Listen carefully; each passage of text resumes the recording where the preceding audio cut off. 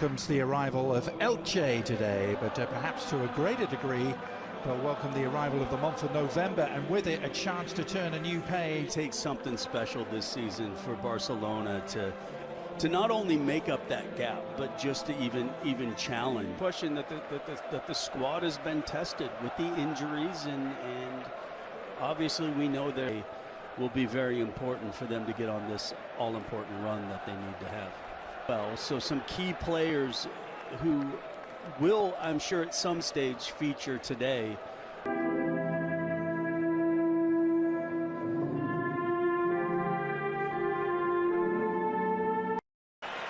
be very keen to make it fine. A comfortable first touch of the ball for Wojciech Szczesny, who, like we just saw in the counterattack, is exactly what Elche are looking. They're still going to be some situations. Frankie de Jong on the end of it.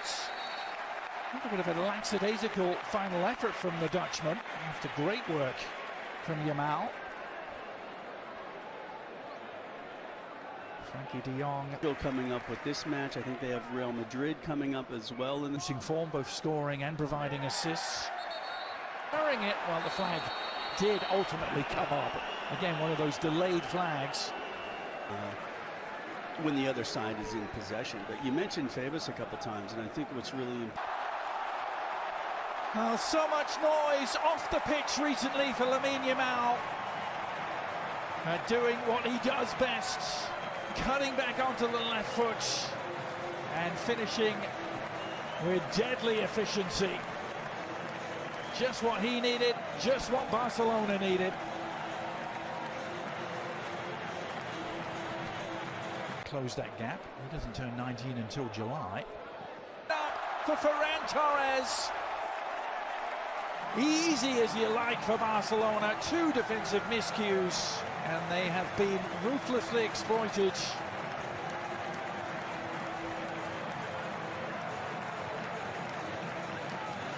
Yeah, I think this one, Adrian, was a little more unfortunate than just a poor giveaway. Has reached the 50-goal mark in his Barcelona career with how comfortable Real Madrid beat Valencia yesterday. That Iñaki Peña claimed that unchallenged.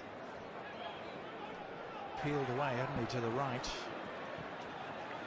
Those two, both new arrivals, have been spearheading the Elche attack. Rafa, no problems posed for Szczesny. Yeah, where that's really key for the goalkeepers. Peña, who had started the season, hadn't he, for Barcelona in the absence of Ter Stegen.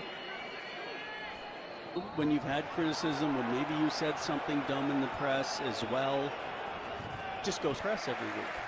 Yeah. Not Marcus Rashford much, but they will set up for take two from the corner. Hunting down his own rebound.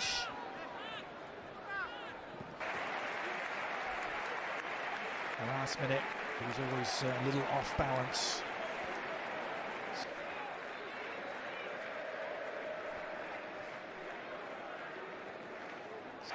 Another corner, nope. Last touch off Yamal, much to hit. Of the experienced players and the elder statesmen, for a decision, and he's going to get it. But this is also kind of a mark of a good side as well. And things like that just show the mark of a very good. Going to get there. Fernandez Mercado sold to New York City FC in MLS for some $10 million. Why? Everything. Good strike, but it just took too long to develop, and I felt, as we saw in that initial. Bend it.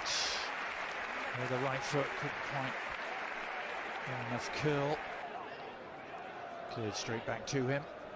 It's been caught again, and plenty in the crowd thinking that was worthy of it. The last-minute deflection, taking it over the bar. Again, Casado's shot is blocked, and then Yamal's and the teammate Iñaki Peña down to deny him. I don't know if you're necessarily letting them, because you might be thinking you're trying. So that's the last home game for the interesting looking cross. And again, why they haven't scored off. Scoring! It's Rafa Mir who's done it. Rafa Mir reducing the arrears, and Elche are back in business in Barcelona. And it comes at the ideal time, just before the break. 2 goals off of mistakes, and then I thought Barcelona kind of took a little bit off. Scramble clear. Ferran Torres was suddenly in acres of space, slap bang in the middle of the penalty. It's going to go against our Uho. Again, I just don't know how Elche thinks that they can allow. Some players seem to defy the odds. That man, Rafa Mir, who scored with Elche's only shot of that first 45 minutes. And it's the visitors who have made the one change at the start of the second half. Federico and our good friend Alejandro Moreno. What a start that would have been to the second half. Yeah, I'm a little... Mendoza, the substitute, has just come on. The distance to Redic. His clearance goes from one keeper to the other. And Robert Udne got it right that time with the sliding intervention. Alvaro Nunez near post area, getting it clear.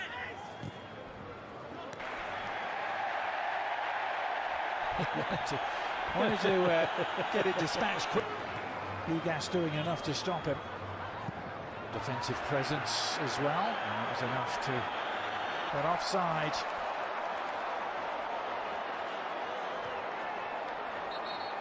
Behind them, also trying to avoid back-to-back defeat. 2-0 up. So yeah, there's a lot of a shooting alley. His effort cannoning into a defender falls for Yamal, who goes outside this time. Could actually hit his own man potentially. We'll see on the angle from which he scored, almost the same sort of finish. And Eder Sarabia loving what he has to recognize. He has to recognize when, yes, it's the right. Elche even got as much of a point here. It was over a decade ago. If you go back to May of 24. Win 2 or 3 in a row to get yourself out of the relegation zone. So they've put themselves in a great position. Can't quite believe the decision has gone against them here. What a finish! Marcus Rashford is loving life in Barcelona. And he has the goals to show for it. And he re-establishes the 2-goal advantage that Barcelona have been craving. There, Casey, one little ball over the top, and what a pass from Firmino. To put them in that kind of space, one-on-one, against the likes of the inform from Koundé, it allowed the recovery. And even if Rashford... Elche arrived here having only conceded 10 times. It struck again. Second time they've hit it in the second half. And Frankie de Jong was the immovable object in his path. But it will be... It's showing that he can